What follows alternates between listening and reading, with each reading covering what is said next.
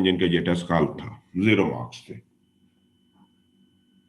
आजकल जो सीएसएस के अंदर नरेशन का क्वेश्चन आ रहा है ना, वो काफी कॉम्प्लिकेटेड आ रहा है। एक तो कभी कभार आपने देखा होगा डायलॉग आता है पेपर के अंदर, डायलॉग नहीं आता तो बड़े लॉन्ग सेंटेंसेस आते हैं। जैसे अगर मैं इस पहले सेंटेंस को देखूं तो सबसे पहली चीज तो मैं ये देखूंगा कि हमने जो सेंटेंसेस पढ़े थे, या शुरू में जब आपसे मैंने डिस्कशन स्टार्ट की थी, तो मैंने कहा नरेशन के अंदर मिनिमम, नरेशन के अंदर my dear son minimum 2 classes होते हैं और कभी कभार 2 से ज्यादा भी हो सकते हैं। अगर इस सेंटेंस में देखूं, मैं रिपोर्टेड पार्ट में देखूं, तो यहाँ पे डियर स्टूडेंट इसके अंदर 2 क्लासेस नहीं है। एक क्लास तो ये हो गया, इसके अंदर 3 क्लासेस है।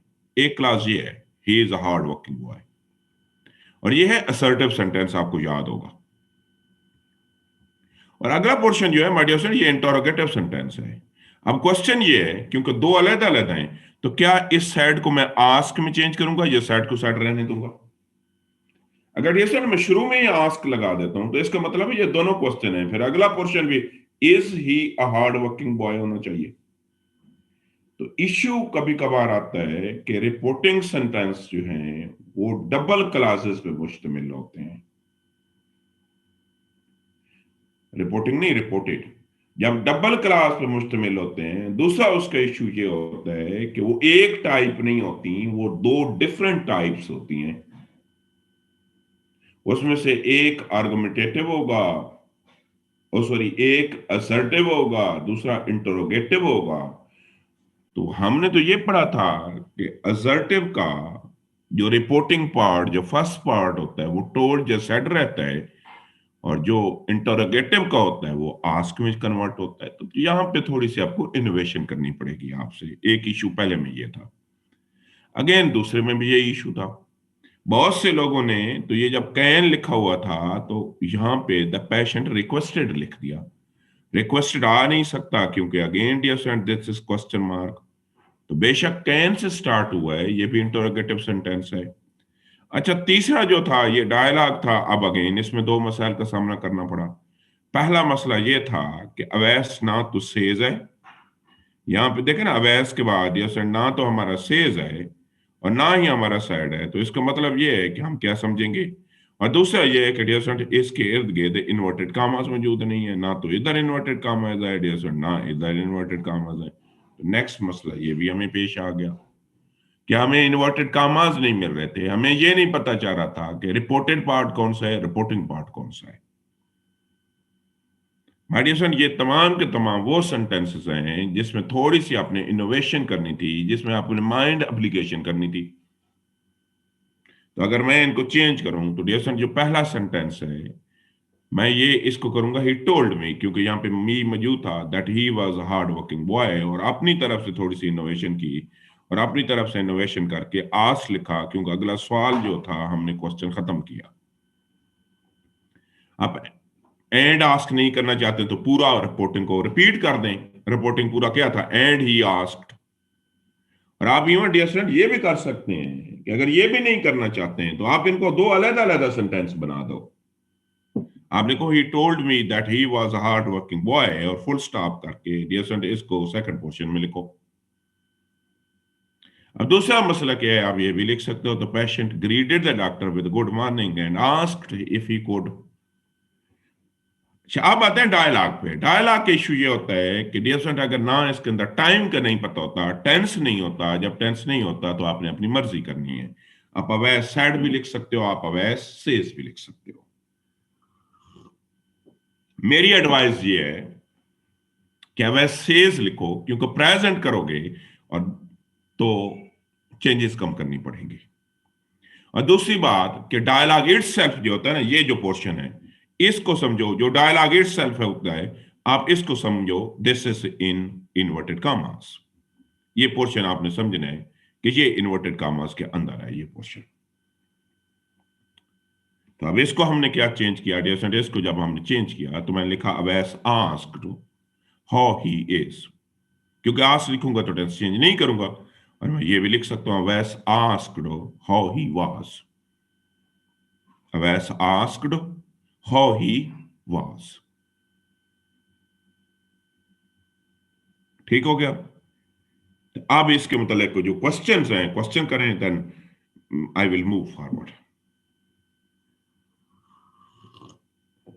अगर किसी का क्वेश्चन है तो आप हैंड रेज करें, मैं आपको जवाब दूंगा।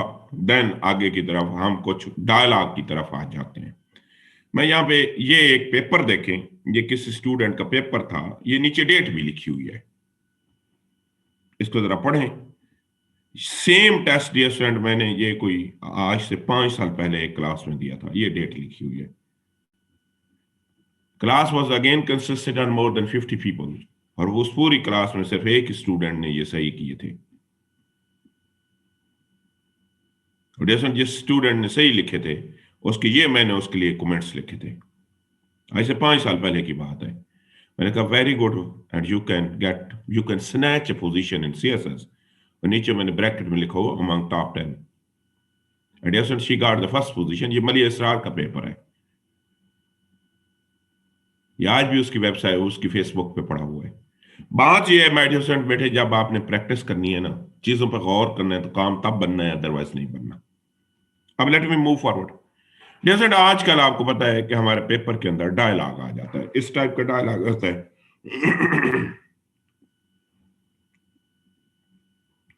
डायलॉग आता है, Akbar how are you, Wasim I am fine, and what you are doing here, Akbar I am doing job here. Again my dear student, हमें दो मसाइल हैं।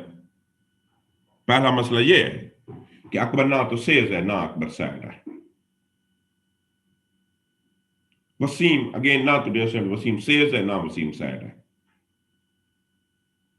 दूसरी बात है, इस पूरे डायलॉग के अंदर मुझे इन्वर्टेड कॉमास भी नजर नहीं आ रहे। There is no inverted commas at all as well. अब क्या करूंगा? अगेन मैंने कहा टेंस आप खुद डिटरमिन करेंगे, आपकी मर्जी आप सही समझे, आपकी मर्जी आप सैड समझे। और डायलॉग इटसेल्फ जो होगा ना, इसको आप इन्वर्टेड कॉमास के अंदर समझेंगे। जब इसको मैंने चेंज किया,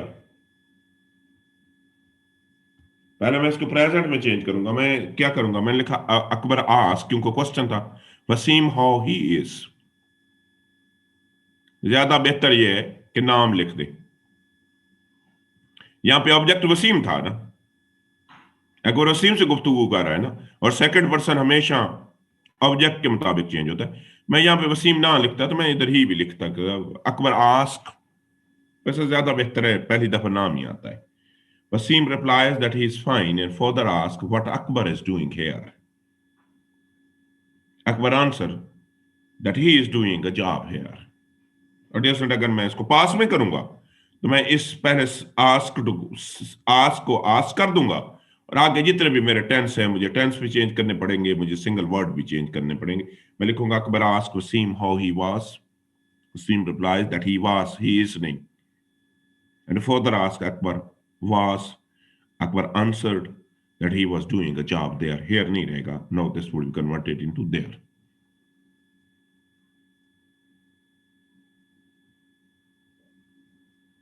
डियर फ्रेंड, आपका एग्जामिनर कभी कभार एक स्टेप आगे भी जाता है। वो क्या आपसे पूछते हैं, ये देखें, वो कहता है rewrite this dialogue written in text speech in a paragraph form. वो कहता है इसकी नरेशन भी करें और इसको पैराग्राफ में भी कन्वर्ट करें, कोई फर्क नहीं है। माय डियर फ्रेंड, सिंपल आप स्पेस खत्म करते हैं। यहां पे ना इसको डायलॉग को डायलॉग में लिख रहे थे, और जब ये आप स्पेस खत्म करेंगे तो अगेन माय डियर फ्रेंड, जब भी आप स्पेस खत्म करेंगे ना, जब भी स्पेस खत्म करें, कुछ भी नहीं करना, खाली स्पेस खत्म करनी है, तो डायलॉग में कन्वर्ट होगा। आपने क्या, Akbar asked Wasim how he is, Wasim replies that he is fine and further inquire what he is doing here, Akbar replies that he is doing a job here.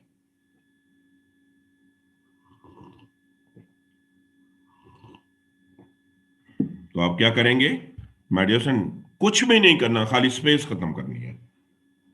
तो डायलॉग कोई मुश्किल चीज नहीं है, डायलॉग के अंदर सिंपल दो, अगर डेसेंट एग्जामिनर इंस्ट्रक्शन दे तो डायलॉग को पैराग्राफ में कन्वर्ट किया जाता है, अदरवाइज उसको डायलॉग में रहने दिया जाता है।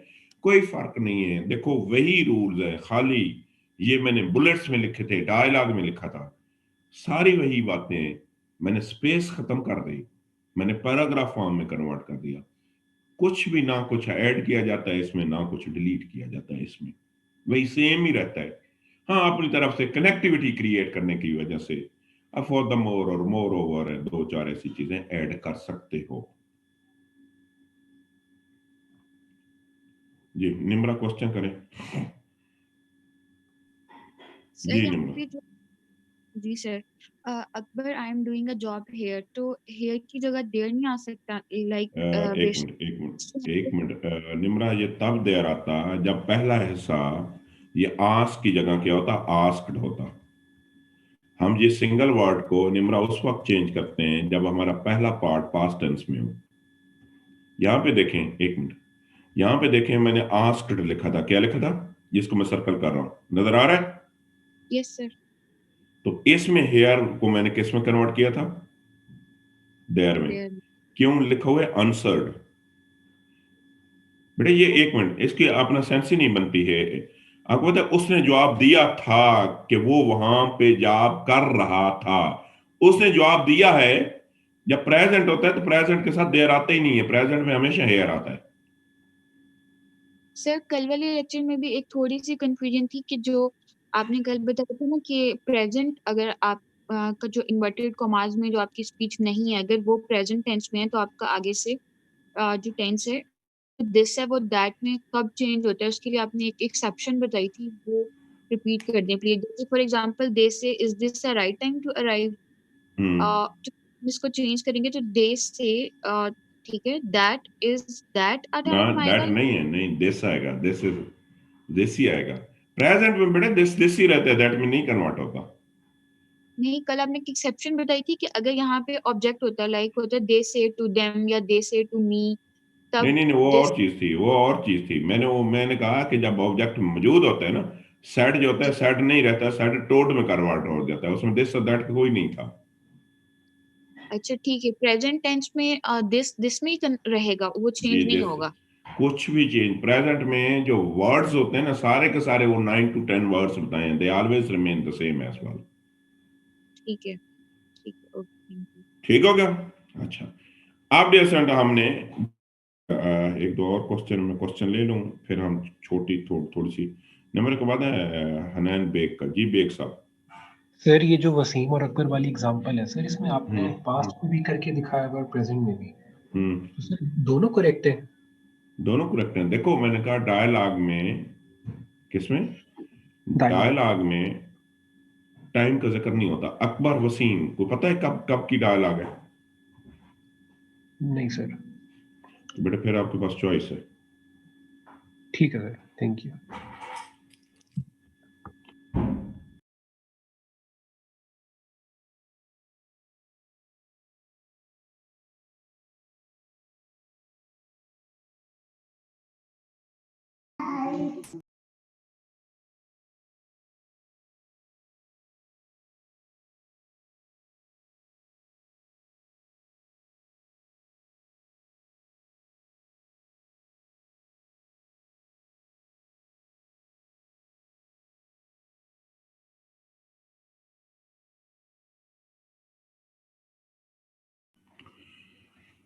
ठीक हो गया?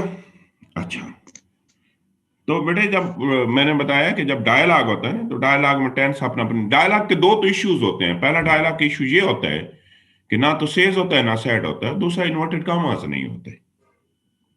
अच्छा, अब आते हैं, let me my dear son move forward. ये एक छोटा सा डायलॉग है, ये पेपर में प्रीवियस में आया हुआ है, मैं इसको रीड आउट कर देता हूँ जरा। इसको आपने चेंज करना है, पहले प्रेजेंट में चेंज करना है, then you are suppose to change this into past, दोनों में करना है। और पैराग्राफ फॉर्म में करें या ना करें, पैराग्राफ फॉर्म में एग्जामिनर कह भी दे तो कर देना है, कुछ भी नहीं होता, खाली स्पेस चेंज करनी होती है। मैं रीड आउट करता हूँ। Alan, mister West, what has happened to John? Mister West, he has left the company. Helen, why has done that, Mr. West? He asked me for a rise, but I did not give it to him. Helen, why didn't you give him a rise, Mr. West? Because he was lazy. Helen, has he found another job?